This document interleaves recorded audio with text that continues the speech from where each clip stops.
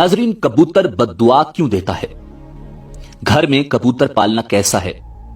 अल्लाह के पैगंबर हजरत नूह अलैहिस्सलाम ने कबूतर के लिए अमन सलामती की दुआ क्यों मांगी थी? हरम शरीफ के कबूतर कहां से आए?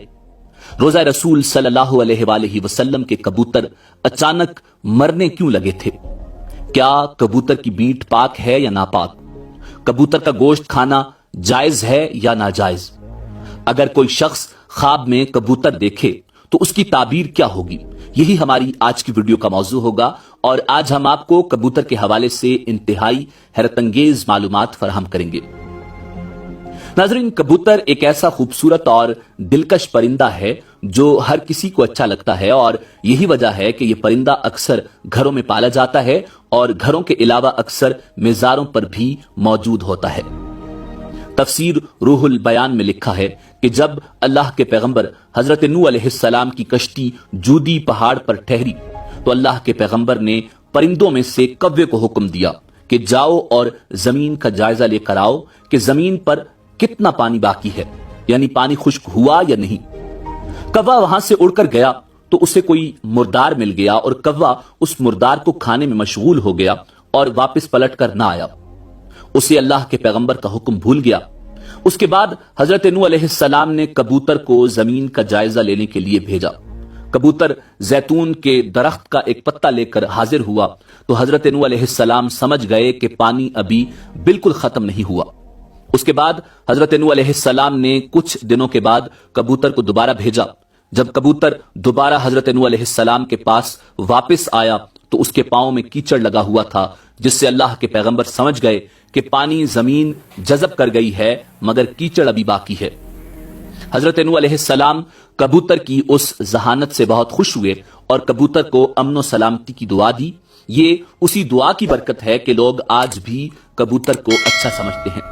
यही वजह है कि कबूतर इंसानी आबादी से मानूस है और कव्वे को खौफ की बद्दुआ दी। यही वजह है कि कव्वा इंसानी आबादी से हिरासा रहता है। इसी वजह से लोग आज तक इसे मनूस समझते हैं। नाज़रीन, फुक्काहा के नजदीक घरों में शौकिया परिंदे रखना या कबूतर पालना जायज और मुबाह है, बशर्ते कि उनकी ग़िज़ा और सर्दी गर्मी और बारिश से हिफाजत का इंतजाम किया जाए और जब अहले खाना कहीं बाहर जाएं तो उनकी ग़िज़ा और देखभाल का मुनासिब इंतजाम करके जाएं। मगर परिंदों को सताने के हवाले से ममानियत है, जैसा कि अबू दाऊद में हजरत अब्दुल्ला इब्न मसूद रजी अल्लाह तआला अन्हु की रिवायत करदा एक हदीस में कबूतर का जिक्र मौजूद है कि एक कबूतर अल्लाह के पैगंबर इमामुल अंबिया जनाब मुहम्मदुर रसूलुल्लाह सल्लल्लाहु अलैहि वसल्लम के सर अनवर पर मंडला रहा था और अपनी जुबान से शिकायत कर रहा था कि किसी ने उसके घोंसले से अंडे उठा लिए हैं। हुजूर ताजदार खत्म नबूवत सल्लल्लाहु अलैहि वसल्लम ने सहाबा किराम रिज़वानुल्लाह ताला अलैहिम अजमाइन में ऐलान किया कि किसने इस कबूतर के अंडे उठाए। एक सहाबी ने अंडे उठाना कबूल किए तो उन्हें हुक्म दिया गया कि वो घोंसले में अंडे वापस रख दें। इस रिवायत से मालूम हुआ कि परिंदों को सताना नाजायज है और परिंदों को सताने से इसीलिए रोका गया है कि परिंदों की बद्दुआ लगती है और चूंकि कबूतर भी इन परिंदों में शामिल है जो कि अंबिया का पसंदीदा रहा है, इसीलिए अगर कबूतर को सताया जाए तो कबूतर भी बद्दुआ दे सकता है। लिहाजा कबूतर को सताने से इज्तिनाब करना चाहिए। नाज़रीन, मक्का मुकर्रमा में मस्जिद हराम के अतराफ बहुत से सवाब की उम्मीद से कबूतरों की एक बड़ी तादाद को गंदुम डालते हुए लोग नजर आते हैं।